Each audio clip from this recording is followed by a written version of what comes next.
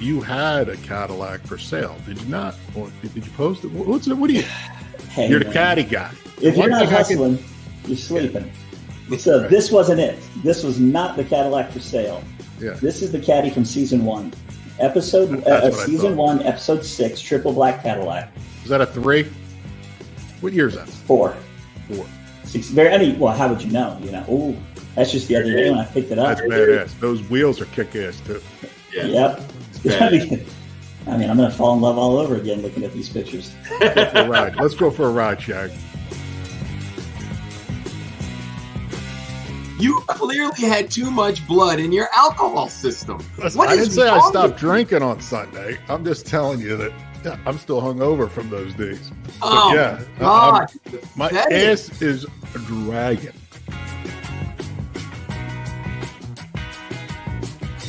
And I turned around and I said, "You just missed 10 grand." He goes, "Why?" And I said, "Because that was me being a dick."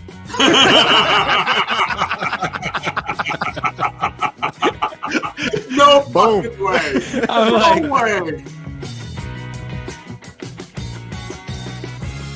As you can imagine, there's no situation in the world where somebody thinks Lou was too loud. Yeah. I can hear you laugh from here, not through the stream, but from. That's true. That is true. Hold on for a sec. Do you think we should explain these hats or no? Just keep on going? Just keep on going. Just keep on going. Don't pick it up when we bring on our guest. You need to do is check out DEI, Design Engineering Incorporated. They keep the heat out so you're not sweating to death. Check them out. I do like that. I do like that. It's perfect, and it's perfect for the show. It really is. That first DEI commercial was the bomb. That thing was the best. We thought so too. It's all these guys, the way you use it, it's okay. Yeah.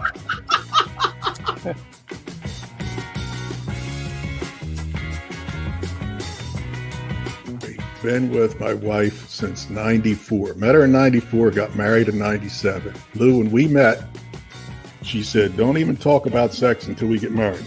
After we were married, she said, "You can talk about it all you want." So, it ain't happening. I'll tell you, I got it rough. I'll tell you.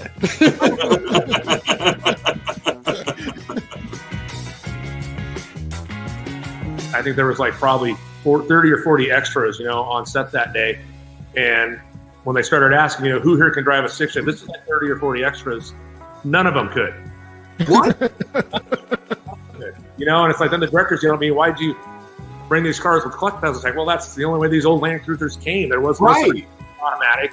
So anyways, we had to test a couple of my mechanics as terrorists and put them in the cars to so it's cool. It's cool. It's got different folks, different strokes. But you start getting dizzy. There you go. Kane's got to throw that up. He's breaking my balls ever since we got Look at that guy. Look at that librarian. Man, we could talk for weeks about this stuff.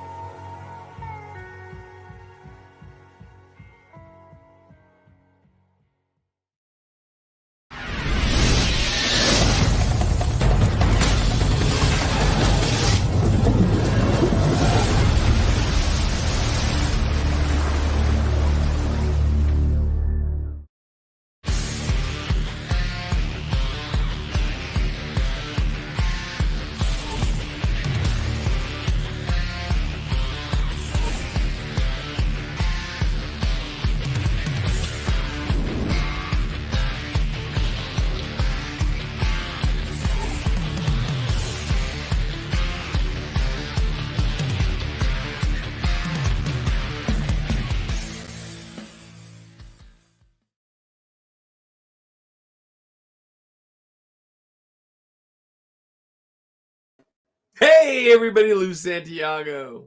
That's right. Tonight, we got Mike Finnegan. So we're going to talk to him about everything going on in his world. I'm sure you'll love it because, we got to get updates. It's just the way we're rolling this season. But next week, I should say, we got Nick from AMSOIL. He's going to tell us all about AMSOIL. It makes sense. It's an oil guy. Richard Rawlings after that, Joe Zopler, Builders Brawl, and then we got Chip Foose on May 31st and Bill Goldberg on June 7th. I'm going to give Bill the old big elbow there. So tonight we're going to do Roadkill without a roadmap because that's how we roll. I mean, John, I'm sure has done an outline because I got it right here, but we could go anywhere. It doesn't matter. Other than that, that's about it. So sit back, enjoy the ride, and we'll go from there. Bring in John. So did you guys know that AMSOIL is the corporate entity, and then they have independent dealers who sell their products? So here's the thing. We called up Nick at syntheticadvantage.com, and we said, Nick, we're doing the sticky green love machine, and we don't want it to be so sticky. And he said, guys, I got you. And here's our oil, right? So we've got all the fluids we need to get the sticky green love machine not so sticky. Check them out, syntheticadvantage.com. Tell Nick Lou sent you. Yeah. Guys, I misspoke. I showed you ATF. That's fantastic. It's fine. But they also send essential soil. Synthetic Advantage. Yeah, that's right, Nick.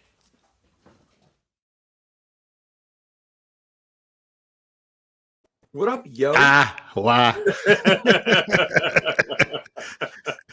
You're bouncing all over the first sheet. You're at the top, you're at the bottom. I'm like, what the fuck is he even talking about? Next week, we got Bubba, not Nick.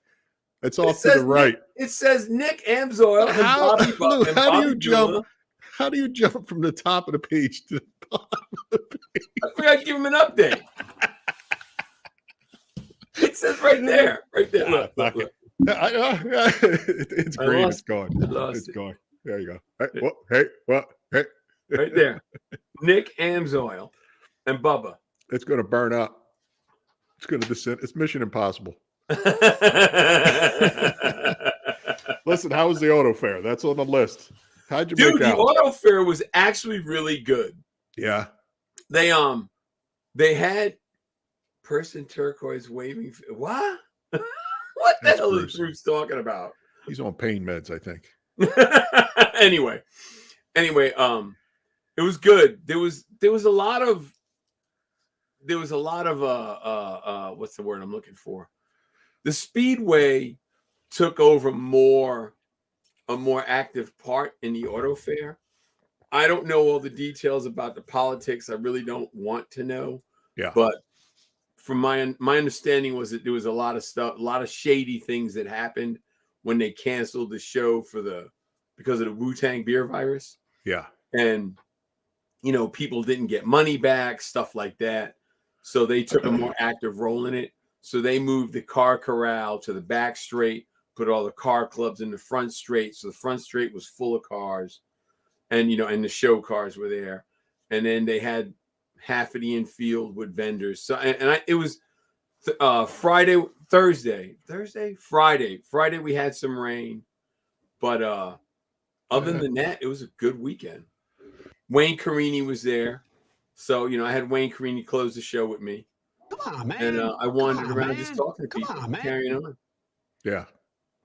And we got to get ready because Wayne. I asked Wayne if his Audi came in because remember he said he ordered an Audi so he could do 200 miles an hour. 200, yeah. So we have come up with it. We have a plan. Okay. We talked about it. I asked him, if it was in yet, and he said no. And we got to talk, and I said, Wayne. He goes, I said we need to do a club.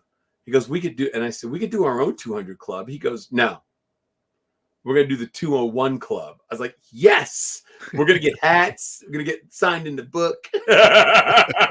So you got to be ready because we're all going. We got to go. It's a station wagon, isn't it? What was it? What's the Audi? It's huge. He said he put like 20 guys. Audi wagon.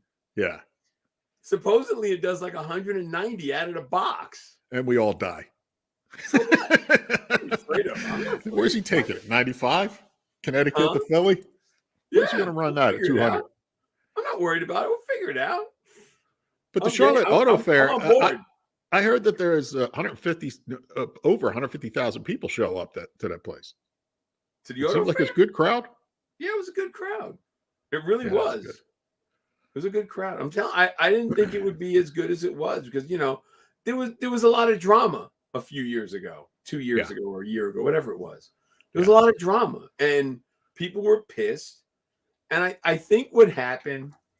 I'm just gonna say what I think what it was is people were calling, instead of calling the group that puts it on, people were calling the Speedway, and wanting their money back, and the Speedway's going, it's not our deal. That's why they got involved. So there was a whole mess up communication. People were pissed. Where's my money? Who do I call? So that's why I think the Speedway, did the wait a minute. We need to step in and fix this, and that's essentially what they did. And they told me to pencil in. They told me to pencil in the fall, so I'm gonna go do it again. Good. Yeah. Are you ready? Ready for Carlisle tomorrow? I still have not packed or anything. I have been oh my God. So get this. The Sunday, I had to go. I'm doing some R&D stuff for QA1. Yeah, you were saying. So it's black hole, but no longer in a black hole because you keep telling everybody about it. So we had to go to Nelson's house. My friend Mike from up there in Buffalo. Mike came down here to buy a car, and he left yesterday. He got here Tuesday and left yesterday. Yeah. So we had to rebuild the steering column because the steering column was messed up. So Mike rebuilt it. We put it in Sunday night after the show. And then when we were driving back home, we turned on my street, the AC compressor blows up. Yeah, in my S10. Yeah, so now you got no air coming up. So we thrashed. I ordered all the parts Monday morning. We thrashed on it till 11 o'clock at night because the parts came in at 3, 4 o'clock. So we thrashed on it till 11 o'clock at night. Got the AC working. So I got AC, baby. So there you go. I haven't done laundry. I haven't packed. Yeah, you don't do that normally. I should have. Usually I pack like 2 days before and just throw it in the truck. Oh, you're full of shit. You throw things in a bag like you're getting deployed. I've seen you. Yeah, but it's usually packed. That's what Carlisle looks like. At first, when Ken threw that up, I thought it was San Francisco with all the tents, but that's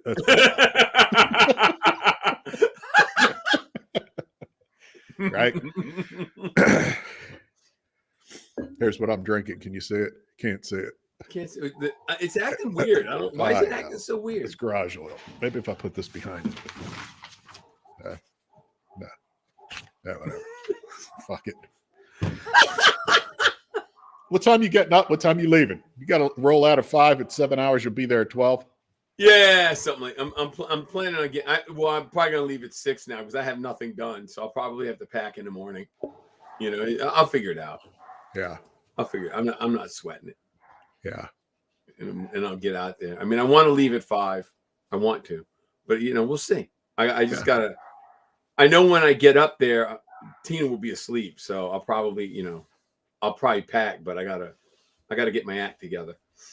But check this out. So I got a sticker for my welding shield. Can't even see it. The thing's fucking up. Oh yeah. Well, what the fuck is going on with the computer system? Here, look. There it is. Support single moms. You're such a fucking jackass. What else we got? We have Carlisle. We're going to the Arbo booth. We're doing Camaro Central. See Ben. Hopefully Ben's watching. Ben, we need a mission statement for the video we're shooting on Friday. Yep. So we're either that or if we don't figure it out, we're going to have to wing it. But we're also, what I was thinking, Lou, is shooting the rear install. A couple different reasons. Because it's the 3-link factory. We're going to make it a 4. The Hotchkiss trailing arms are back ordered. They're coming in. So I was figuring weld in the bracket for the 4th arm. Yep. It shouldn't be too bad. I have to paint all up inside there because they're, once the rear's out. I said, I've been burning out on this Cheech and Chong shit. When I wake up in the morning, there it is in a coffee. I wake up and go to sleep, Cheech and Chong. Yeah. Actually, I stole that from Cheech's Instagram. He was having coffee in LA, and they delivered his coffee. Look with his picture in it. That's funny. I don't know how the hell they do that, but that's pretty cool. That is cool. That is cool. Yeah. So, yeah, I also got, I think I showed you the 8-track player. Yeah. Yeah. Yeah. 50-year-old 8-track player I picked up, brand new, still in the box. That's awesome. And it's an RCA. And the funny part is you flip it over on the back and it says made in Japan. Remember when people used to snap out, you're buying stuff made in Japan? Now everything's China. But it looks like it's brand new. Look at it. It is brand new. That's awesome. Never installed. On the table there, you can see the warranty card. And it's solid state. Yeah. Stereo 8. Yeah, sure. I love how simple it is. Volume, tone, balance, channel. Boom. Yeah. End of story. Yeah, you want an equalizer, you got to step up your game. Remember, people used to have equalizers under their dash or in their glove box. I remember that. Yeah. Good days. So the other thing is, too, I was driving. I swear to God, this is true. Driving up the street from my house, about 4 blocks from my house. And off to the right in the grass is a sign that says Mike Finnegan is running for the school district. Ken, you got the picture? I swear to God, it's spelled the same. Really like Mike. I was like, what the? How could there be 2 Mike Finnegans?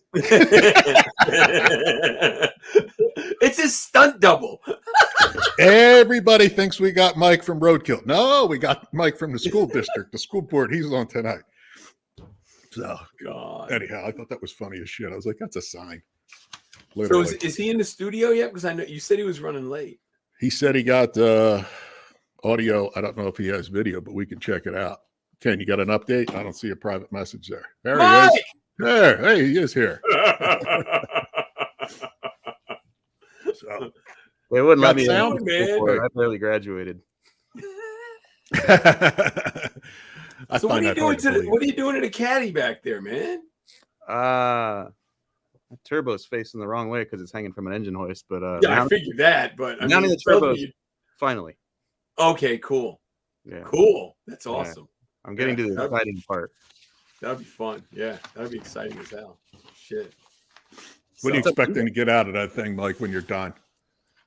What's that? You going to do 1,000 horsepower out of that bitch or no? I think it'll do way more than that. It'll be hard not to. It'll be on alcohol. It's 530 cubes with twin 88s. So it ought to do 2,000 pretty easily. Yeah. The car is so heavy, it's going to need most of that. Oh, yeah. It was. Well, didn't you do like a 25.5 chassis or something? You did something crazy with the chassis, right? It's a full chassis, but it's like a street rod kind of deal. It only has an 850 gauge in it. So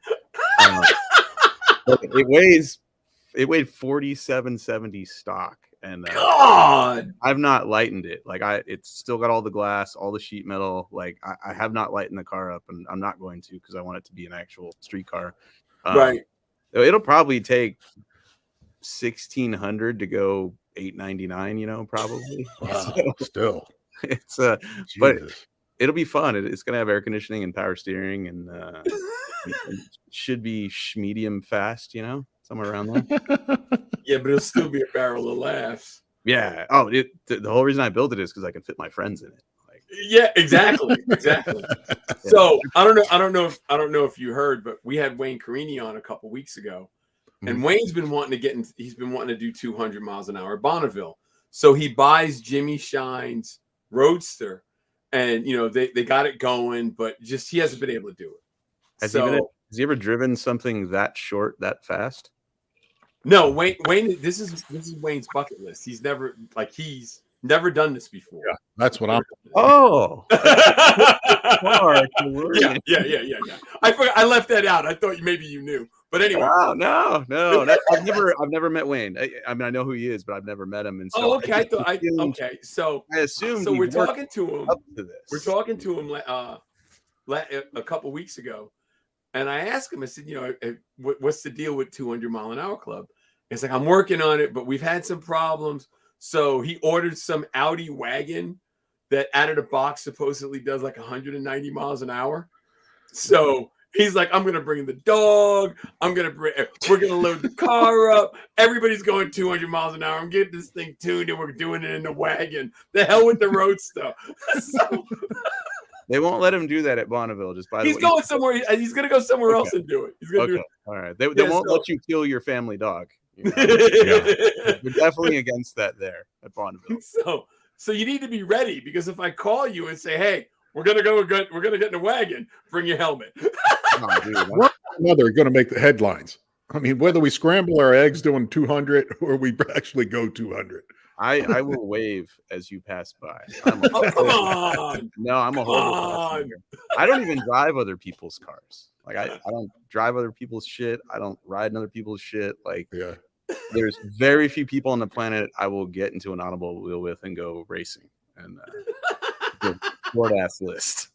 That Cadillac looks like it was pretty nice before you took it apart. Was it that Cadillac pisses people off. I bought it out of an airplane hangar. And it had 46,000 miles on it and not a speck of rust. And when I say not a speck of rust, like, you pulled up the carpet in the trunk, there was nothing, not even surface rust. Really? Yeah. Oh, she's a beaut. And when I cut the floor out of that bitch and just rolled the chassis outside the shop, they were so angry. That's awesome. Hate mail. Yes. Yeah. They either loved it or were like ready to burn my house down. Yeah. That's which awesome. sucks. Most people can find it. Yeah. That's cool. That's way cool. Jesus Christ.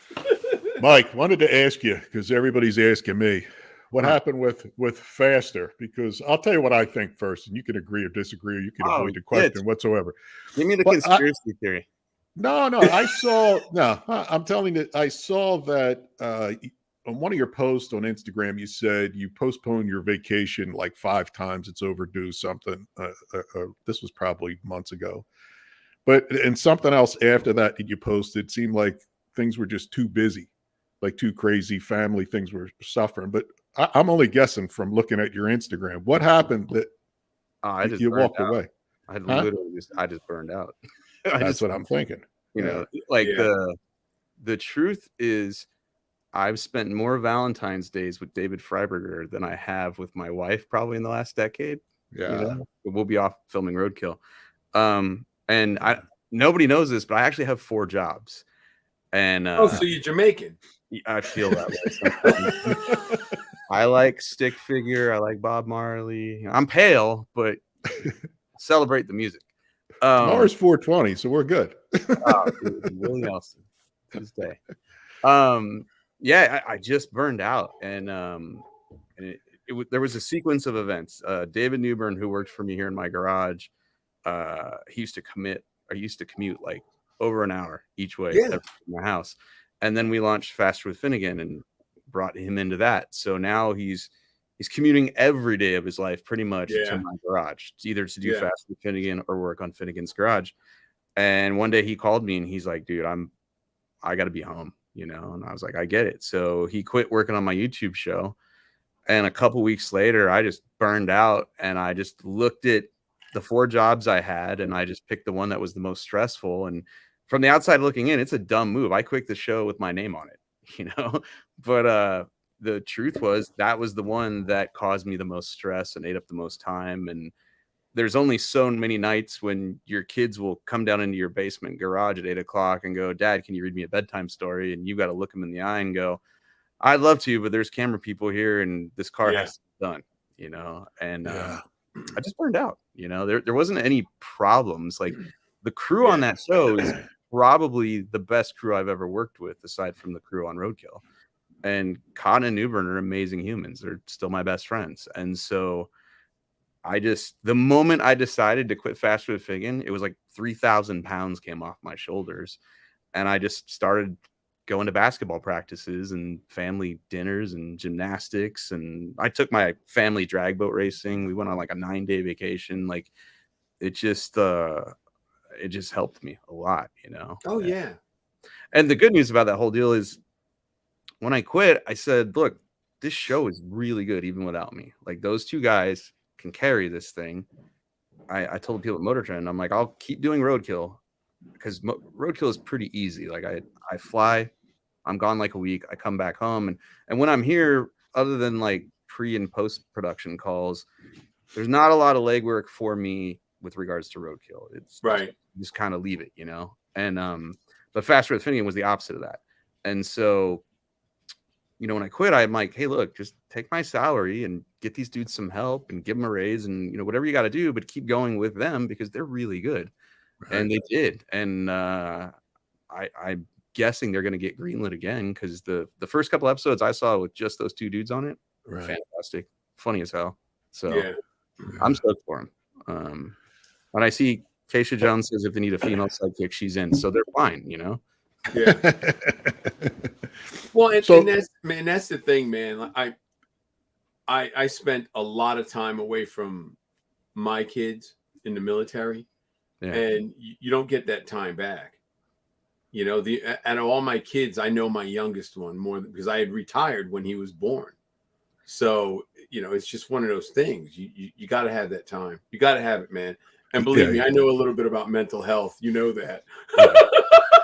I tell you what, like my wife is like literally a saint, and like she's Wonder Woman. She's literally keeping the household going.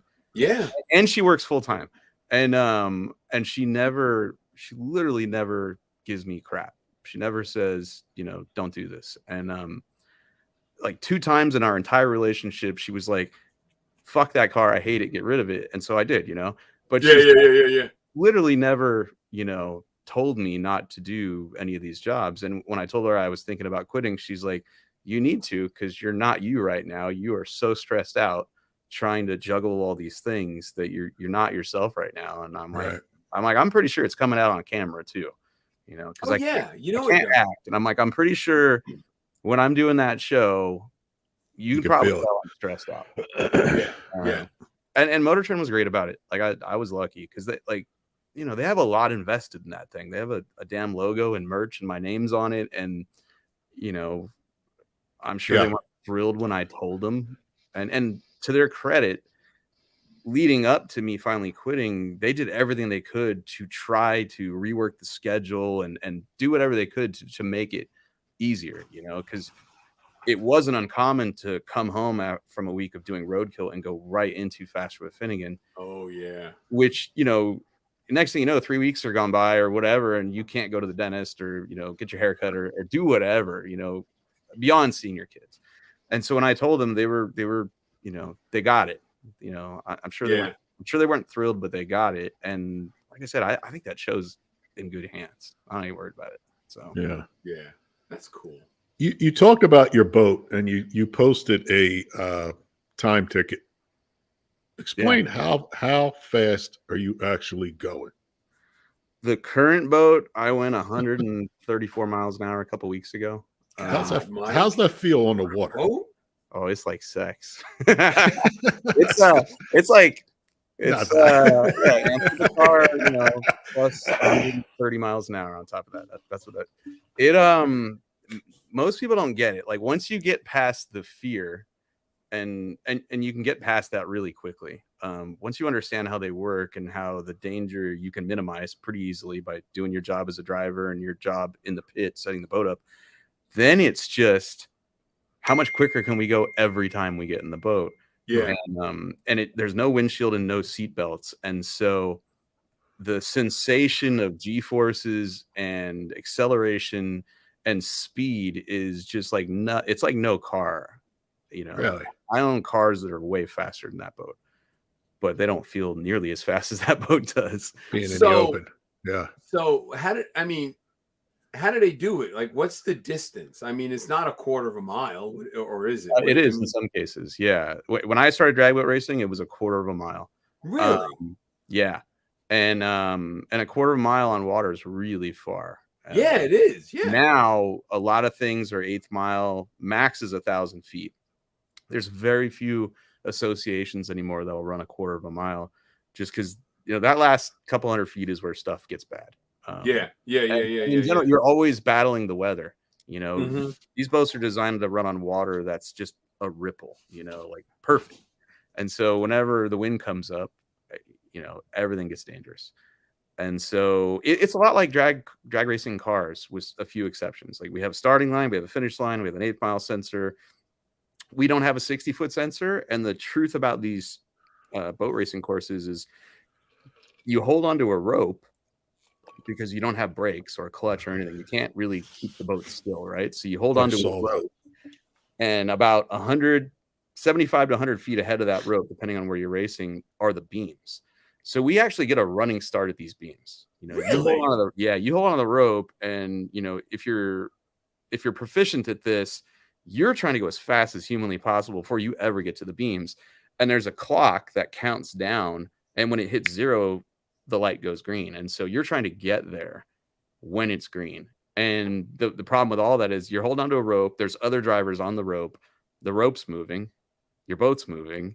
And you're sitting there mentally calculating where your boat is in relation to those beams at all times. Is the wind blowing? Right. You know, the boat moving around. You're doing all that. Yeah. And then your brain is on fire trying to figure out when to hit the gas pedal so you can go cut an O light. Because if you don't cut an O light, you're probably going home, you know? Right.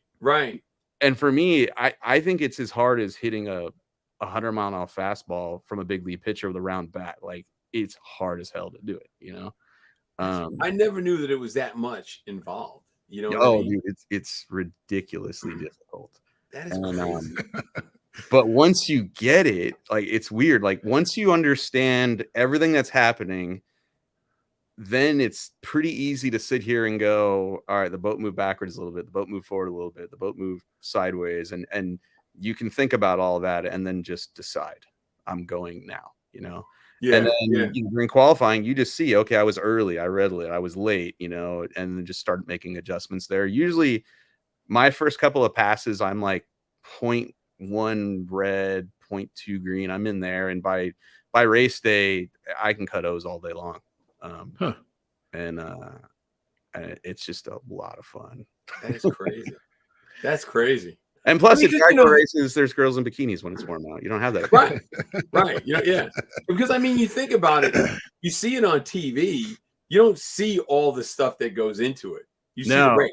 Yeah, they show you Top Fuel, which is an incredible class and the most dangerous thing I've ever seen in my life. Like to put it in perspective, like a Top Fuel hydro does 3 things. It either goes really fast, or it leaps out of the water in submarines at the starting line. Oh my God, yeah. Or it probably crashes. You know, those are the things usually, right? And so one year at the World Finals, they were putting my class in, which I drive an open cockpit jet boat. At the time, I think I was racing an 8-second bracket class, quarter mile there. And they were about to put my class in the water, and they stopped us and they said, hey, we're gonna run Top Fuel real quick. Just wait at the in-ramp. I was like, all right, cool. So I'm sitting there, and there's probably 6 Top Fuel boats, which is a lot because there's probably 6 in the whole country. And I watched these Top Fuel drivers before they got in their boats. They hugged every crew member, and the chaplain there said a prayer for these dudes because they don't know if they're coming back, you know? Yeah.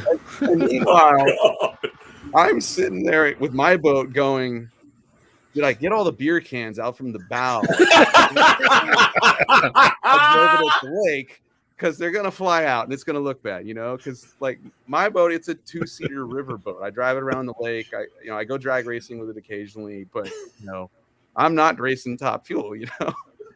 And so those lunatics that race Top Alcohol and Top Fuel, I mean, I think they carry their nuts around in a wheelbarrow. I got to be honest. Yeah. Well, Ken brought up the Amphicar, and it reminded me. Last time you were on, we were talking about gas and electric. Mm-hmm. Did you see, maybe not, did you see Barrett Jackson where a guy paid, I think, $1.65 for an electric version of that car? No, but other than the obvious danger of it all, it's a great idea. It's probably much faster, you know. It had Mike's gonna race one. Car is not fast on the water. 6 Tesla cells in it. But my thing is, like we talked about before, if you take on water, you're toast. Yeah. It's so can you really? I mean, it sounds like a cool idea. Yeah, you could drive it on the street, but can you really take it in the water? An amphibious who would? They leak. Like from Yeah. the factory. Like you can drive it in the lake, and people do it all the time. They're very slow. If it's windy, it's hard for it to go anywhere, and they leak from the factory. You know, it's like a brand new Jeep. Like Freiberger bought a brand new Jeep. I went for a ride, and the top was leaking. I'm like, "Are you gonna take this back?" He's like, "No, that's just a factory option with these things." It's a Jeep. Yeah, it comes. I'm like, it comes with the buy. Yeah, weird. yeah. But yeah, I mean, I bet that Amphibicar is a lot faster. It'll just be a damn shame if it ever goes wrong on the water, because I'm pretty sure those lithium batteries make their own oxygen, I think, or something. So putting out the fire is difficult. Probably even with water. It's electrical fire. So, you know, I like that. I love fossil fuels. I like that. I do. I like them a That's lot. awesome. I like the smell of race fuel. If that was a cologne, I'd wear it. Oh yeah. Oh God, yes. C16, that smells amazing. You know, Yeah, it does. Yeah. Mike, did you get the whiskey that the guy sent over? Was that from you guys? Yeah.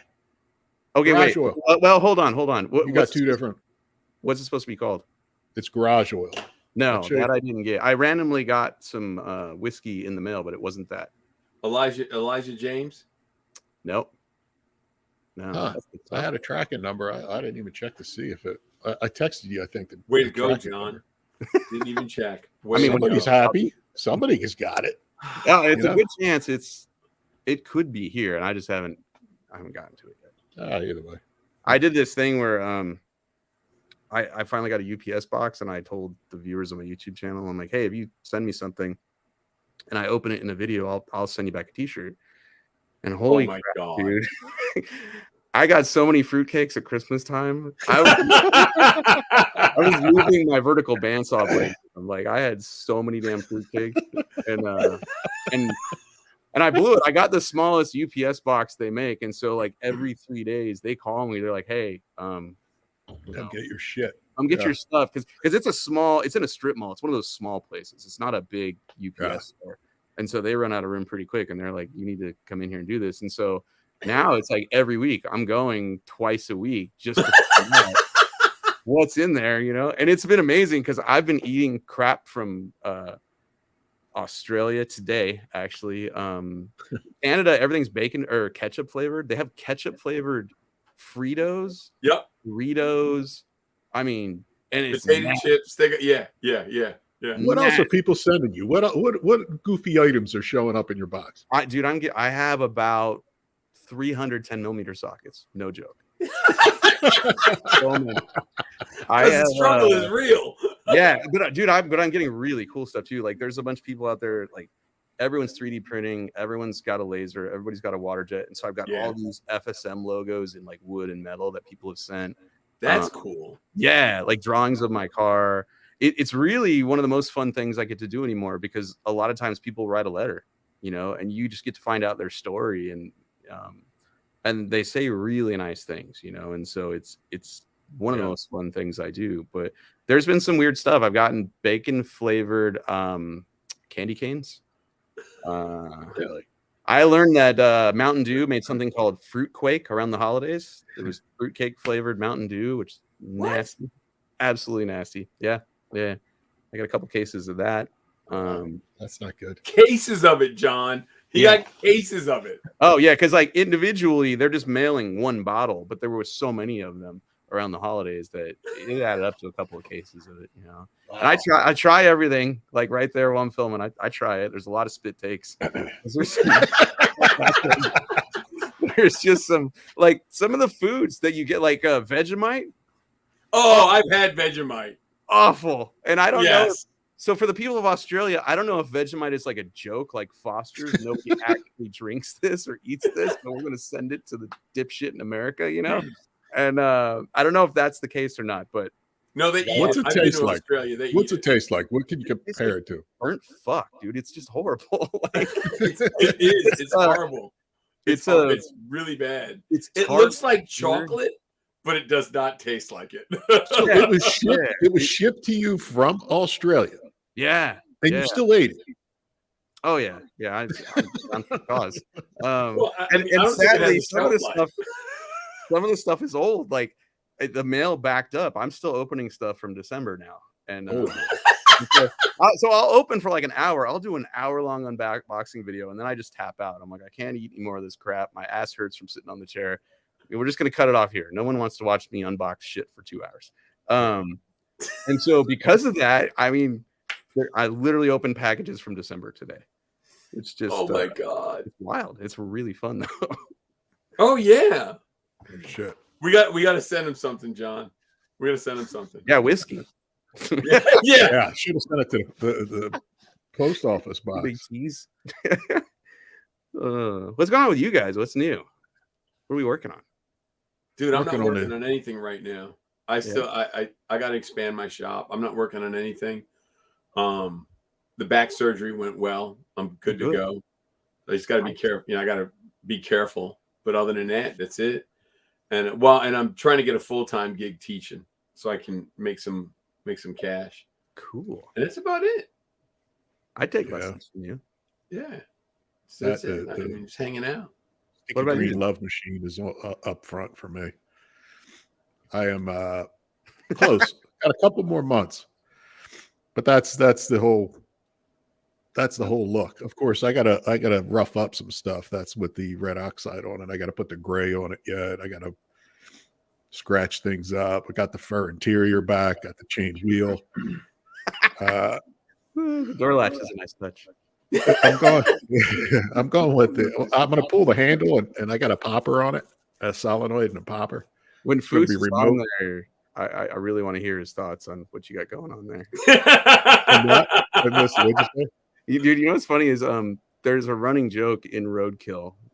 Like every 6th episode, we'll just be hacking something because we are, and I'll almost every time, like, Chip Foos, call me when you're ready. You know, like I'll get on the B team, the C team, whatever it is. You know, Chip never calls because I think he knows like I just ruined stuff. But like, you know, Chip Foos is like the man. You know, and so like that's the standard we're going after. We just never get there on Roadkill.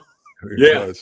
But well, you know, Green, you're going with an LSA. We have to finish off the LSA. It's going to be about 600 horsepower, not 2,000, but woo, you know what I mean. 600 will get it done. Yeah.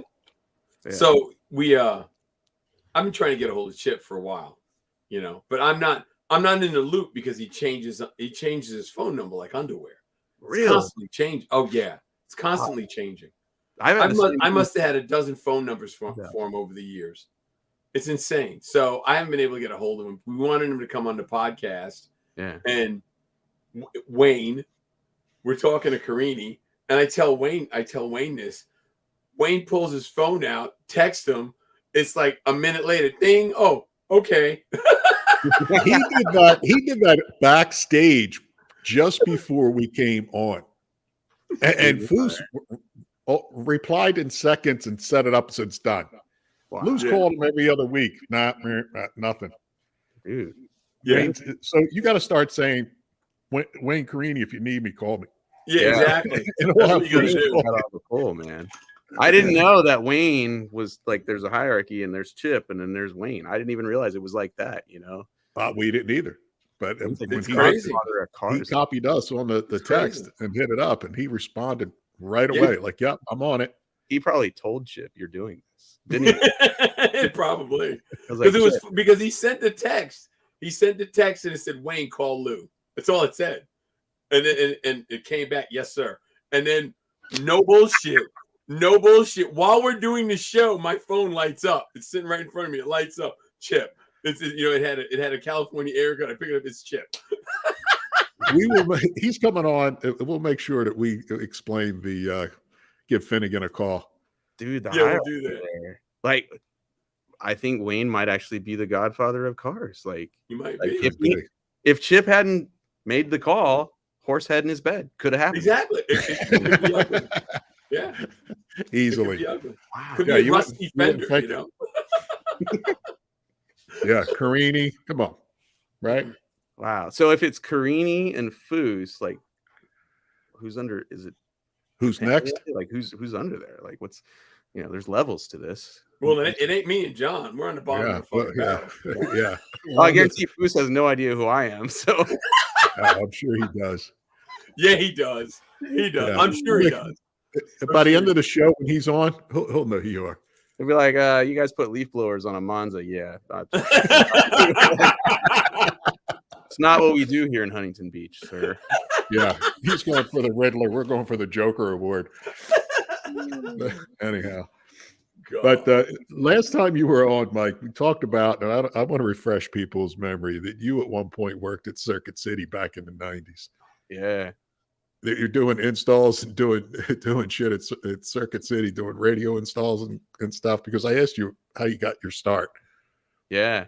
I was just talking to somebody about that, actually, because I don't know how the subject came up, but we were talking about Ford Explorers, and a Ford Explorer nearly got me fired because a woman came in to have a car alarm installed, and just out of sheer boredom, I was just making up names for cars. So I wrote Ford Exploder on the work order.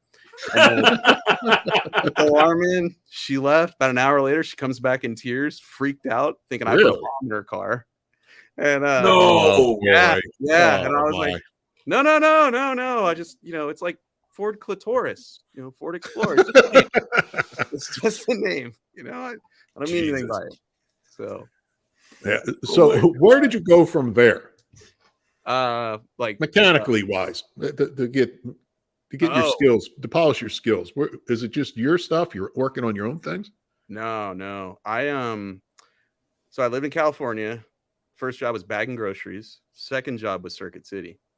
And then my whole family moved to New York when my dad took a new job, and I didn't want to go. And so I just stayed in California and lived in like the third car garage of a friend of the family's house. And I did that for probably a year. I had a roommate. I shared the third car garage with my friend Richard.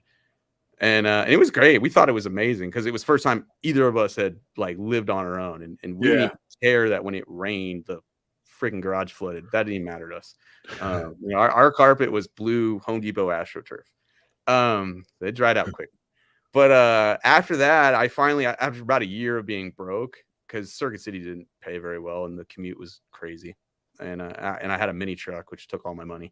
I finally I moved to New York into my parents' house and installed car stereos there.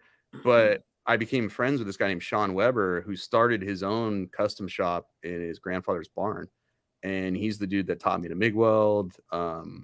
He was one of those really sharp guys, completely untrained, but could just look at a car and go, yeah, that's how the suspension needs to go to lay flat on the ground and lift up and still drive down the road. Yeah. That dude was super sharp. And so I hung around him long enough to learn how to airbag stuff and install hydraulics. And so at that point, I just started working on my own cars in my garage. Like I airbagged and body dropped my Tacoma while I was in college. And then as soon as I got to New York, I hated it. I was like, I'm not staying here. The weather blows. And so I moved back to California, and that was when I got a job at Mini Truckin' Magazine. And they hired me just because I had a Tacoma that I built myself. They were like, well, if you can do that, it doesn't really matter. You suck at taking pictures and probably can't write. We'll hire you anyway. And so I went to work at Mini Truckin'. And the great thing about that was I'm the low man on the totem pole. And every magazine I worked at for that company would just send me to shops to write tech articles. So I just hung around people that were way smarter than me. Oh, yeah. I'm at Duttweiler's shop. I'm at West Tech Performance. I'm going everywhere. And suddenly I'm learning about how to build an engine, and I'm learning how to weld and fabricate and all this stuff. And so my coworkers are buying better camera equipment to further their career, and I'm buying tools because it's the only way I can afford to go racing. Right. I have to buy these tools and do this myself because I can't pay anyone. The magazine business, there's no money in that. And so that's kind of how it all began. And then it was just a series of magazine jobs until I ended up at Hot Rod Magazine. And then the video thing wasn't even on my radar. That was just an accident. Freiberger and I took a road trip, brought a friend and coworker who filmed it and put it on YouTube, and the rest is history. Yeah. And I still, I had literally, other than high school auto shop, I have no training. And so I'm pretty mediocre at everything I understand about cars. And so every day I'm still reading books. I'm still watching videos. When it's time to do something, I read up on it before I even do it, probably most every day. So, Mike, when you bag something, what bags are you using? What do you prefer? What's your favorite? Well, well, lately I got to be honest, I haven't been bagging stuff. I've been using this stuff called Hydro Shocks, which I've heard of those. They're great. That's what I've heard. It's a coilover, and the top mount is a hydraulic cylinder that has 4 to 5 inches of stroke, and so you're always riding on the coilover, but you have adjustable suspension. And so, you know, in the front of like my C10, it has about 8 inches of travel, which is just enough to go over a speed bump. Right.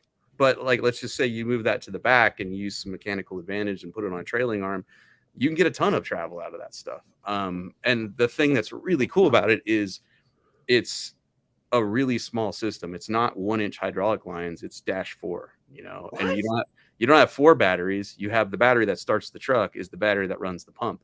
Really? Yeah. So it's slow, you know, it just goes and it lifts up, but it rides incredible. And there's no waiting for air compressors to fill a tank. It doesn't, knock on wood, it doesn't leak. Wow. And the stuff is killer. And you can find the stuff at Mittler Brothers, which it's interesting that they came out with it because primarily they make tools, sheet metal tools and stuff for going dirt track racing and, you know, stuff like that. And then they also have this thing called Hydro Shocks and they work killer. But back in the day when I was bagging stuff, it was, you know, Goodyear, Slam Specialties, Airlift. Yeah. I remember Sean Weber, the guy in New York that, you know, taught me how to MIG weld. He called up Airlift and was like, hey, we're going to put these on a mini truck. And they were just like, what? You know, because at the time they were doing stuff for big rigs and full big trucks. And they weren't taking airbags and putting them on a car to make it hit the ground on purpose, you know? And that was a hard time to be a mini trucker back in the day because we were basically stealing ideas from hot rodders and street rodders and sticking them on mini trucks. And everybody looked at us like we were just crazy, you know? And, you know, like mini truckers took the idea of channeling the body over the frame and said, why channel it? Let's just raise the whole floor up and, you know, do it faster and easier and lower. And, you know, and then once everybody got tired of having no leg room in the cab because you raised the whole floor up, then they were like, we need custom chassis, you know, so that we can lay the truck on the ground and not cut the floor at all or very, very little. And a lot of that stuff didn't come from me or Sean. It came from mini truckers like Brian Genzo and, you know, other guys from the 90s that just innovated that stuff. And I'm guessing that magazine. I'm guessing Sean was older. Yeah. Yeah. He was not much. Like he was probably 3 or 4 years older than me. You still keep in touch? You know where he's at or what he's doing? I know where he's at. It's a weird thing. Like, I don't have a good answer for that. Like he was there when I proposed to my wife. He stood up at the altar in my wedding. And then shortly after that, he had some family stuff and he just kind of disappeared. And I know where he is. And every now and again I call and nobody answers the phone and there's no answering machine and there's no voicemail. And so I'll see his wife on Instagram every now and again and be like, hey, you know, say hi to Sean for me. And she'll say, okay. But I actually haven't heard from the dude. So I don't know if I pissed him off or you got to call Wayne. Wayne will be like, yo, just pick up the phone and call Finnegan. Wayne hits a few buttons and the guy moves. Yeah, dead fish to your face, you know. I could see Wayne swinging a big old mackerel at a guy's head. You know? Why not? So, Mike, you're in Georgia now. It's been a couple of years? But yeah, it's been seven. Yeah. God, has it been that long? How do you like it? You must like it. Oh, I love it. I will not go back to California. I go back there enough for work that I don't miss it at all. You know, other than the tacos and my friends and drag boat racing, there's not much there that I'm like, I need this in my life, you know? But having said that, like I had one of the greatest days ever when one day I didn't go to work. And this is when I worked at Hot Rod. I didn't go to work because I was getting a root canal. And I had a root canal done first thing in the morning, like 8:30 or 9 o'clock in the morning. And I'm at home on the couch and my buddy calls me and he's like, we're going to go snowboarding. Do you want to go? And I'm like, I can be sore here. I could be sore there. Yes. So we drove up to the mountain to Big Bear, went snowboarding. And then on the way down the mountain, my friend Mike Alexander calls me and he's like, hey, I got a brand new 5th gen that I need to test the drag strip. Do you want to drive it? And I'm like, hell yes. So I got a root canal, I went snowboarding, and I went drag racing all in the same day. All that was missing was the beach. And I can't think of another place where you can do all that in one day. And so if you can stand the traffic on a day like that, like California is pretty special. You know? Yeah. I Right. was, It's the only place in the world you can do that. Right. You know? I was talking to Zolper today. He gave me a call. I talked to him like a week ago. Yeah, he said to ask you what you thought of the Builders Brawl. Oh, I think it's a great idea. That's what I think. I might have told him that. Like, some of my favorite drivers are also tuners and car owners. You know, like in NHRA, Tim Wilkerson comes to mind. That dude drives the car, he tunes the car. You know, that impresses me. So the idea of the Builders Brawl, where you can only race if you've built your car. Yeah, dude, I think that's killer. You know. Yeah. Yeah, I told him, I said, you know, I think it would be good too if it wasn't just speed, it was actually custom cars or show cars or trucks or something where if you display it and enter it, you have to be the builder. Not I wrote a check and here's my car. So you have different competitions other than the mechanics and racing. Yeah. So, yeah. I mean people should be highlighted because it's fading. And there's guys, you see him all the time at Barrett Jackson, $1 million car. He just wrote the check, spent $2 million on a $1 million car. Yeah. I mean, they're beautiful, but that's not him. Yeah. Yeah. You know? I mean, and there's nothing wrong with stroking a check and having something done because not everybody has the time or the talent or the inclination to go learn all these things to build. Yeah. And like, I mean, make no mistake, like I couldn't enter the Builders Brawl because I'm not a chassis guy. You know, I don't have a table, nor do I have the information in my brain to build something that'll be safe enough for me to go as fast as I'd want to go. And so it's going to be a select group of people, it sounds like, that can actually compete in this thing. Yeah, but see, it's not just building the whole car. Like, he's got guys where they built the engine and transmission, someone else did the car. They did a big chunk. They did their big chunk. So, you know, like your caddy, you built the engine, you qualify. Right. Okay. I get it. Well, so like, you know, and I've had people give me crap for this. Like my Bel Air, I did not build the chassis. And although I've ripped the motors apart a bunch of times, I didn't build the motor. But, you know, I wired it, I plumbed it, I fabricated the exhaust, all the seat mounts, the roll cage. Like I've done a good portion of it, but I didn't build that car, you know. But you qualified because you did all that work. Okay. So I thought it was like you got to do everything, which means these are select group of magicians, you know. The more shit you do, the better off you are to get in it. That makes sense. Like your caddy with the work you've done on it, you would be able to get in. See, and I wonder about that. So like that car, I didn't do the chassis.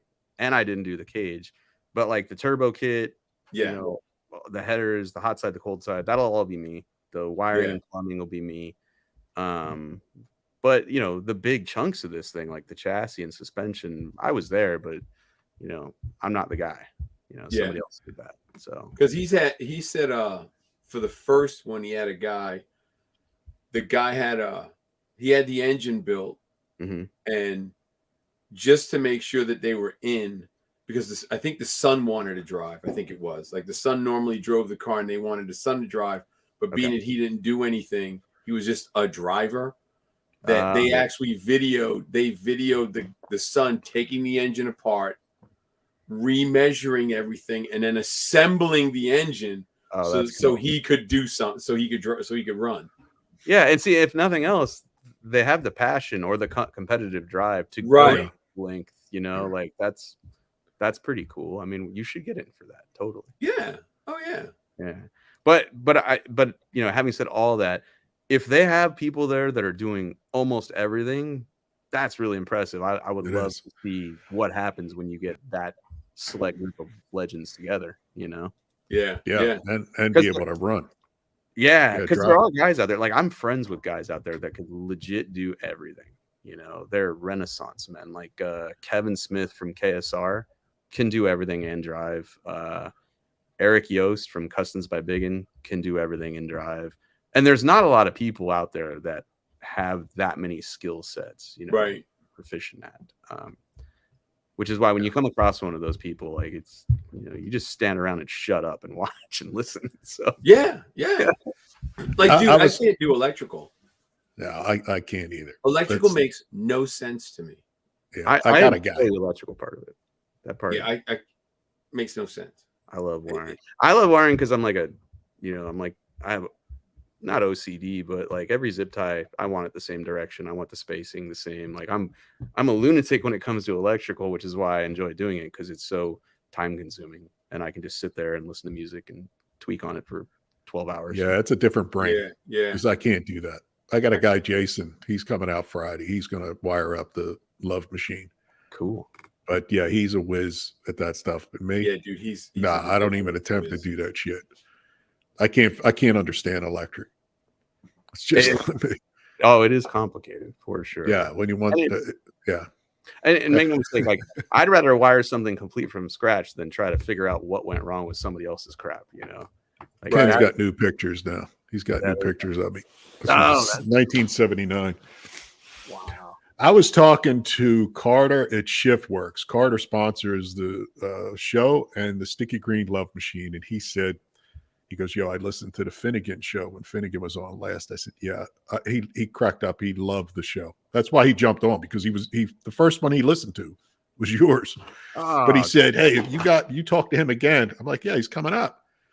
He goes, he installed a ShiftWorks shifter. And he told me flat out. Yeah. He said, if you have any problems whatsoever, he says, call me. He goes, don't film anything, guess at it and do. Because he said that you had to cut the floor or do something. You got it working, he says, but something you did that was wrong. And he was cringing. So I think, I don't know if he's watching or not, but I think Friday we're going to send him. I'm going to have Lou do a video where he's got a hammer going, I got to fix this. I know what he's talking about. We're going to fuck with him. I remember it. I think he's talking about my 66 Vet that had a 4L60 in it, which, good God, those don't belong in C2 Corvettes. They don't. Yeah. And I don't think the motor or the trans were in straight. And so the shift linkage was rubbing the floor.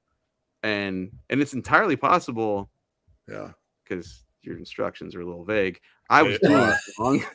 And his instructions are one size fits all. Could be for 3 different shifters. I did notice that, because I'm like, wait a minute. It's entirely possible I was doing it wrong, but let's go with the motor and trans were in crooked, because that sounds better for me. And exactly, I'm pretty sure I had to bend it and rebend it and whatever, but it worked. And I like it matters. I like this. Yeah, when I opened up the box, I was assuming a lot of things.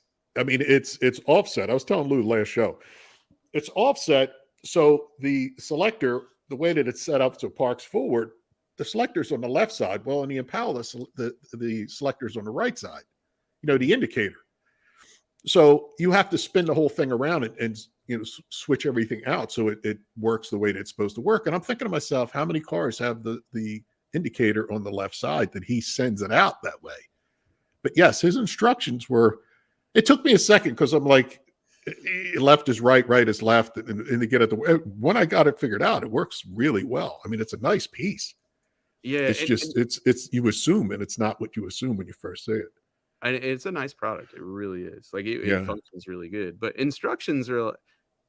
It's very few things out there that the instructions are actually good, because they're not written.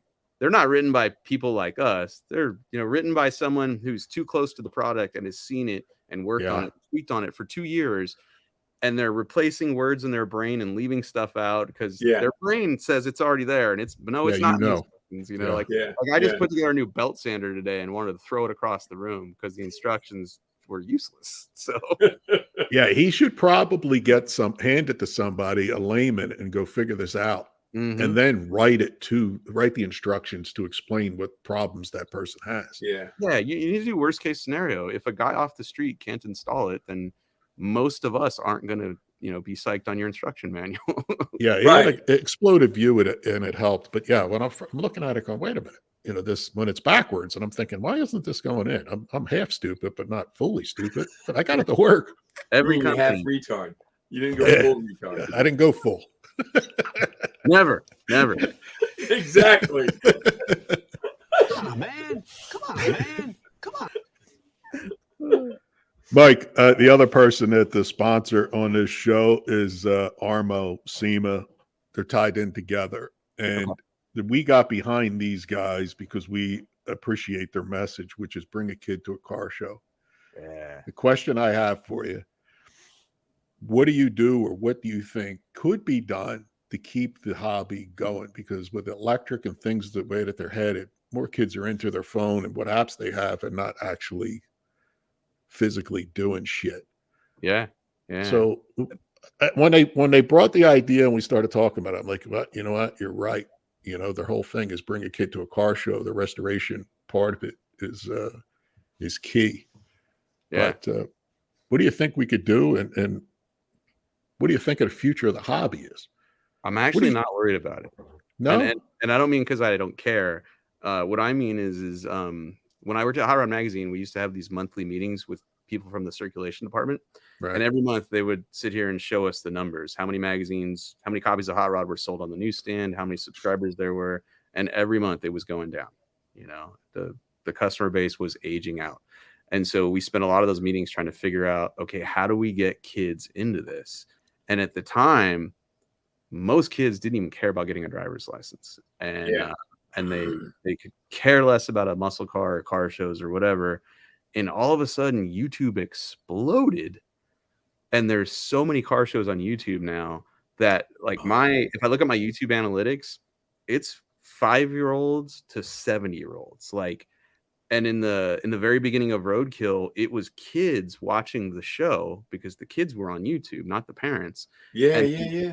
they would show it to the parents, and then the parents would be like, I never considered myself a car guy, but I started watching this with my kid, and now I look at it and I'm like, well, if you two idiots can do this, then I can do this. And I've gone out and bought a car, and me and my kid are working on it in the garage. And so I no longer worry so much about the future because smartphones and social media are going to save this hobby, not destroy it. What I see, never thought of it like that. yeah. So what I see is I follow a bunch of Instagram accounts that would blow your mind that you'd never think a guy like me are going to follow. And it's people working on cars that are not muscle cars. They're not, they're the most random things, but they are working on them, and they're gathering in places and meeting and having a good time. And yeah, a lot of it's probably stuff we're shaking our head at now, but it's not any worse than the stuff I did when I was younger. And so it's just going to change. It's right. The car hobby will still be there.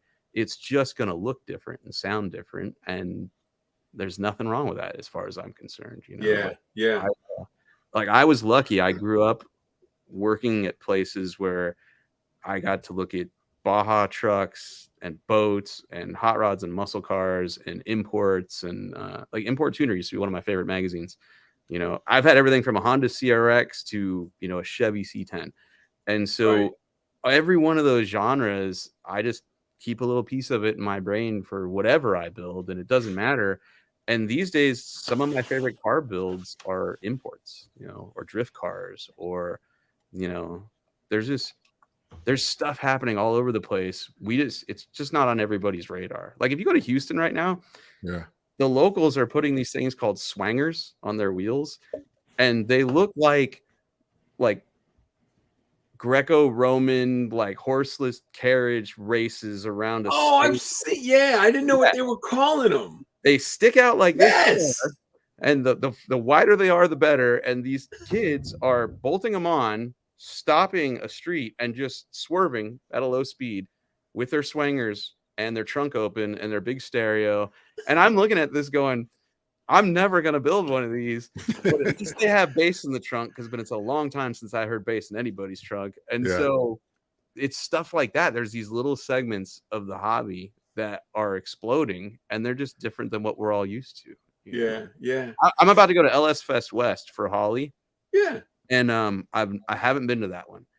But what I'm expecting is just random segments of car culture that happen to have LS engines that are, wildly different. And that makes me, I'm into it. Scott Malpass said, scan code to receive YouTube instructions. Scott, are you talking about the shifter? Because I'm confused. write us back, because if there's something I'm missing that tells you how to do it, I didn't Google it. I mean, I'm only talking about a 20-minute setback, maybe 15 minutes. But what I was surprised that it was reversed, and everything that's reversed to my brain doesn't make any sense. But, Keith Gill, yes, I did. There you go.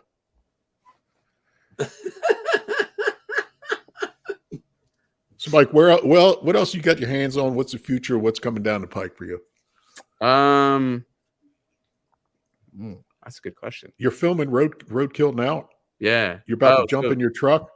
Yeah. So next week, I'm finally going on a road trip in my C10, which I'm really excited about because I've had that truck since 06 or 07, and I've maybe put 400 miles on it in that entire time.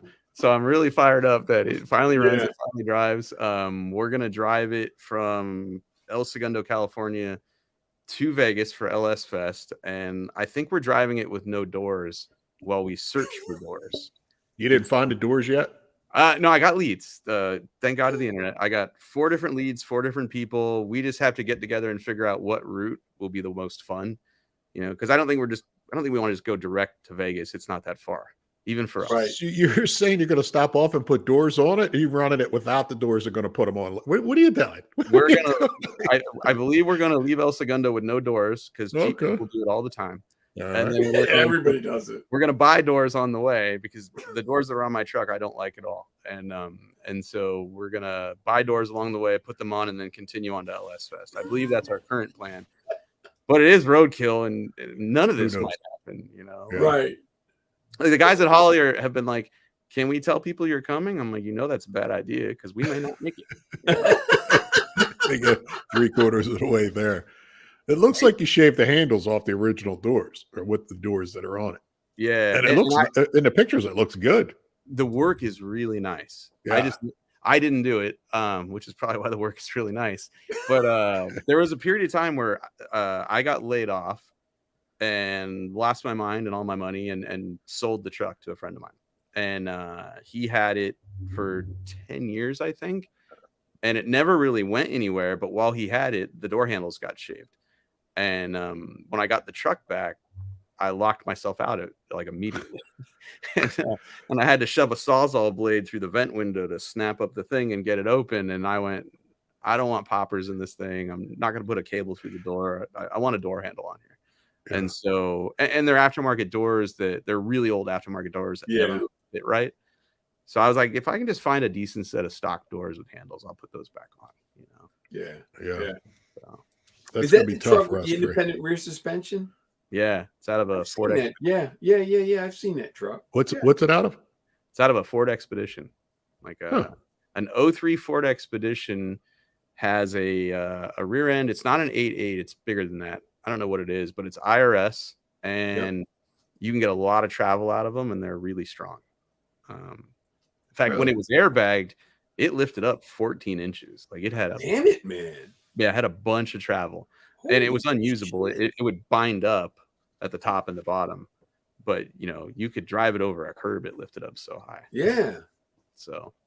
Wow, I didn't think you could get that much travel out of one of them. Yeah, like I like that swap better than like a Jag rear end or a Corvette, because the stuff with U-joints, you can't get much travel out of them. They just bind up. But the CV stuff, you can get a lot of travel out of. Yeah. We brought up a picture of one of the shirts you got online. Tell people, when we talked about this before, you have a bunch of swag on your website. Finnegan, there it is. SFM Garage, right? .com? Yeah, FSMgarage.com. Jerry Rig University Master Duct Tape. Yep, there you go. I like that one. I gotta send you guys some stuff. You guys send me your addresses. I'll send you some shirts. Like you thinking about putting any other product that maybe you come up with other than the swag on there? You got I got to be honest. I was never gonna do apparel. I didn't think anyone would buy this stuff, but I got stuff tired like that. They will, Well, looking back now, I'm like, okay, I should have done this a long time ago. But I got tired of car guy T-shirts that were itchy and fit good. And so a Roadkill fan approached me about this, and he's like, you should do apparel. And I said, no way. I said, I don't have time, and nobody's going to want it, and we don't need another itchy shirt, in the world. And he sold me on it. He's like, they will not be itchy. They will be the softest shirt you ever had. Right. Just give me Makes some a difference. And so I did a couple, and they did really well. And I love coming up with the ideas for them now. It's so much fun. And so I just make stuff I want to wear, and hopefully other people like it, Yeah. Yeah. Like that one, I was just laying in bed one night, like last year, maybe the year before. And I was just laying there. I'm like, man, you know what? I really love gas. I like I would bathe in that shit. I'm like, I really like that. I'm gonna put that on a t-shirt. I'm just gonna say I like fossil fuels, And then I had the little dinosaur in my brain, I think from Sinclair. Yeah. You catch any shit from that? You got any haters that say, I'll tell you what, I didn't release that shirt last year because I've had that design for over a year. Mike, I got space right there. Oh, dude, I will send you some for sure. Yeah. I didn't release that shirt for over a year because I was worried about the backlash I was going to get, because Freiberger one day showed me a shirt design of his, and it said gasoline forever. And I'm like, that's really cool. I'm like, mine's done. I'll wait. Just put yours out, Yeah. And he put his out and just got crapped on. I think he got shadow banned by Facebook or Instagram because of that shirt. Well, I'm already banned by Facebook, so it doesn't matter. Right. And so I sat on mine for a year, and finally I was like, I want to wear this. I really like this shirt, so I'm just going to make it. So I put it out there, and I really haven't had anybody crap on me, because it doesn't say I hate electric cars, because I actually don't. It just says I like fossil fuels, and that's not me being political or anything. I just I love lithium battery in my drag car because it shaves 20 pounds. I like lithium powered RC cars as they run a long time and they're faster than gas ones.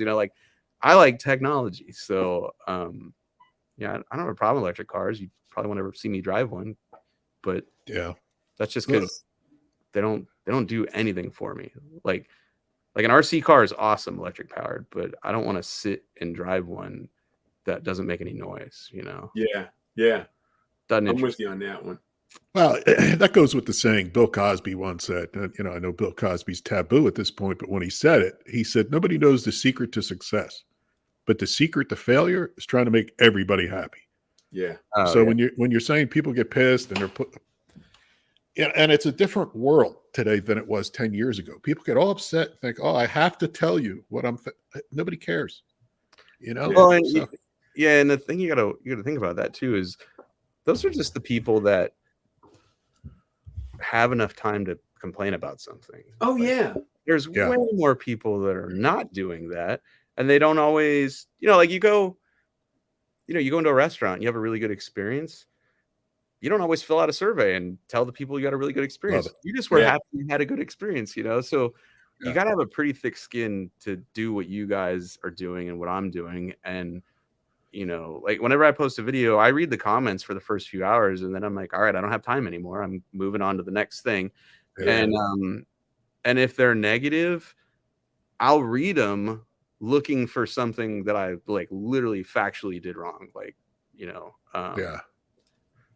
Something truthful and not an opinion. You're looking for the truth and go, did I miss something, and not somebody's bullshit opinion. Yeah. I got people on there I have this one dude that literally every video, he'll go into the comments and tell everyone who will listen what a dumbass I am. And I'm like, okay. I hope you feel better. Whatever. It is what it is, But I have people in there who are way more constructive. I had one that told me I was holding a circular saw the wrong way. And I was, because I don't know anything about woodworking or building a house. And I'm trying to cut the wood for the bed floor in my ramp truck. And every time I do it, the saw is kicking back. And I'm like, what's wrong with this saw? And I cut like 12 planks like this. And the audience in the comments is just like, turn it around. And so I read the comments and I'm like, I walk back out there. It's a right-handed saw. You were doing it left-handed. Oh my God. I made a video going, hey, watch this. Thank you.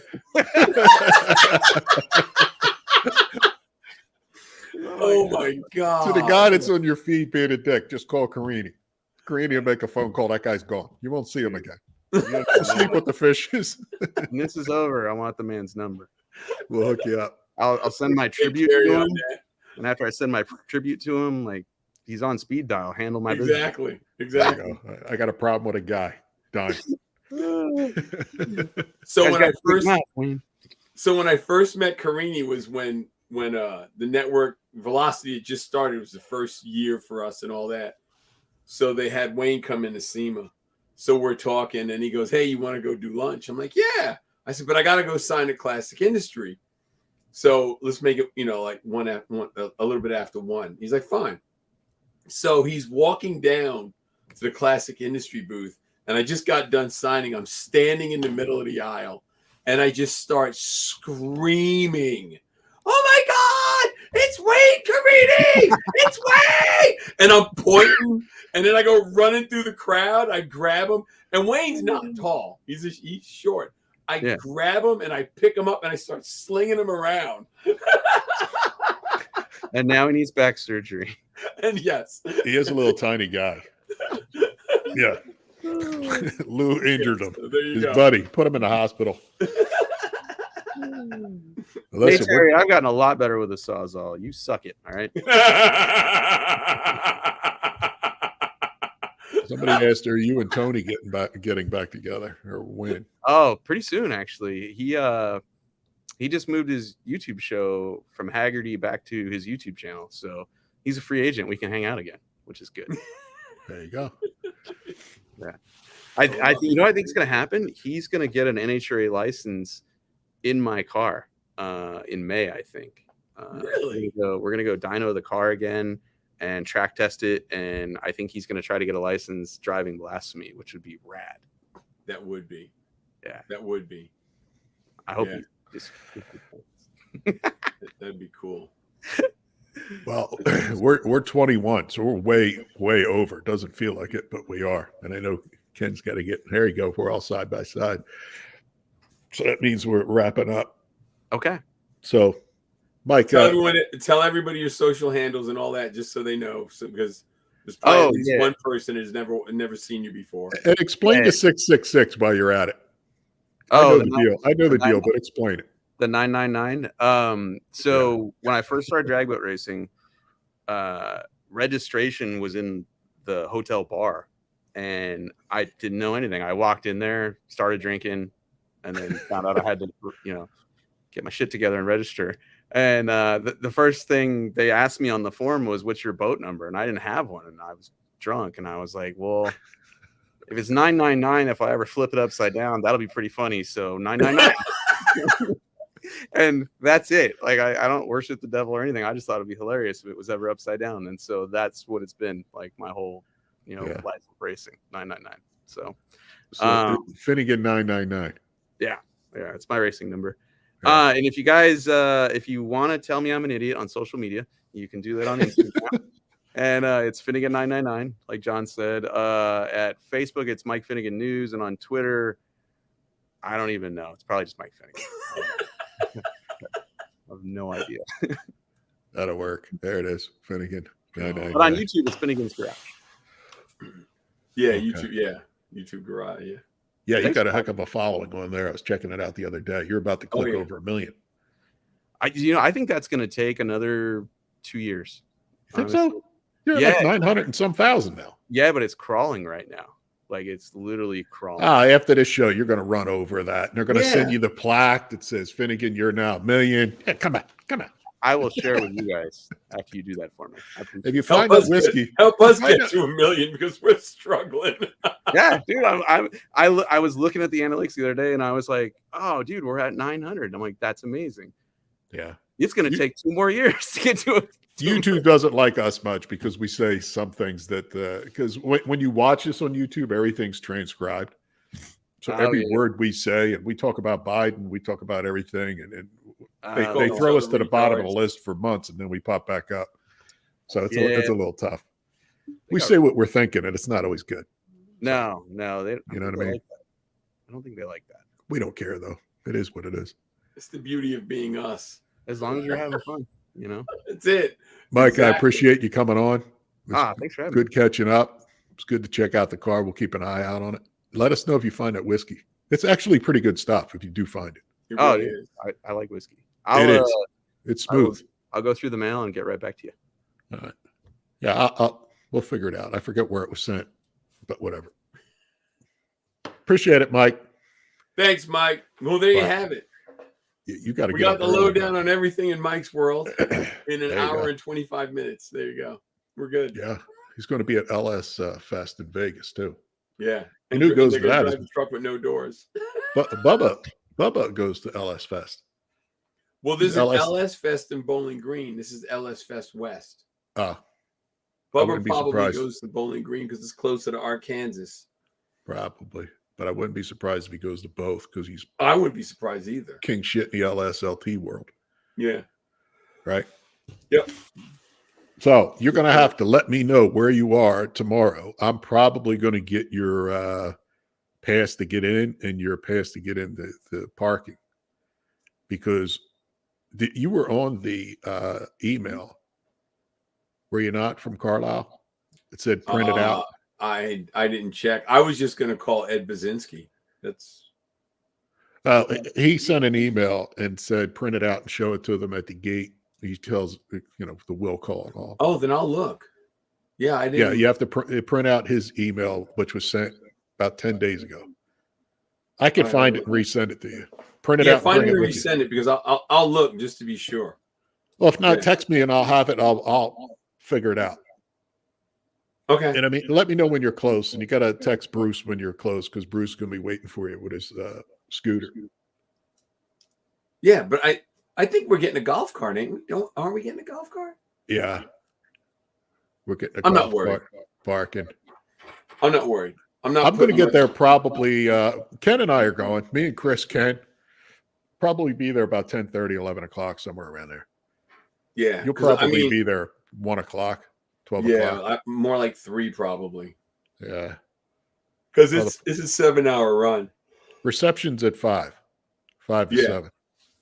Yeah, that's why I'm going to get there early. For that reason. Ken's getting a golf cart. Ken's going to be the driver. Yeah, someone's got to be the driver. He's going to bring his clubs. Tell him he's got to bring his clubs. Yeah. God. Judge Schmales. Oh, man. All right. So. Money's on the dresser. All right, everybody. I hope you enjoyed the show. I know I did. I know John did. And I like this, and Mike did too. I will just go out on a limb and say it. So all you guys, keep it real. Keep it between the lanes. Till next week. We're out. Later.